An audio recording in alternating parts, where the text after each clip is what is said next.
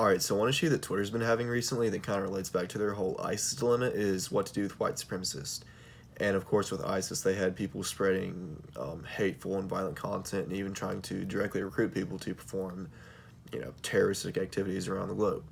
And they're sort of having the same problem with white supremacists, albeit it's maybe a slightly lesser terroristic aspect.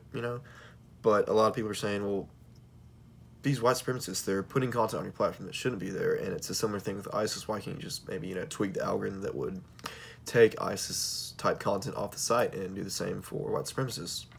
And that's, according to Vice, what an employee said at a recent company meeting, and an engineer stood up, which he's an engineer on AI and machine learning at Twitter, but he stands up and he says, well, we have this algorithm and we've tested it, but we don't think we can implement it because it would more than likely ban high-ranking Republican officials' accounts and flag their tweets.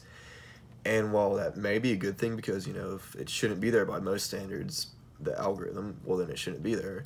Although if you look at the bigger picture and take sort of a consequentialist, like a act utilitarianistic point of view, it's probably better to keep them there because just doing so, implementing the algorithm as it is, and banning those accounts more than likely would cause a lot of turmoil and even further divide the political landscape of America and probably antagonize a whole side of the spectrum of political party.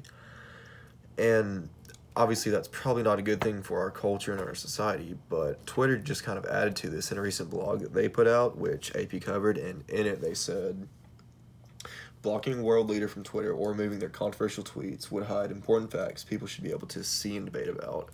And in that, they're pretty much saying that we're better off with this information than without it because now we see what these people truly are and we know how to act on it, and we're smarter as a result and should hopefully vote smarter and, next time vote so that we won't have this problem. We won't have elected officials tweeting hateful and violent content that can't survive a social media platform's content policy, which is fairly, it's pretty standard. It's nothing against the norm.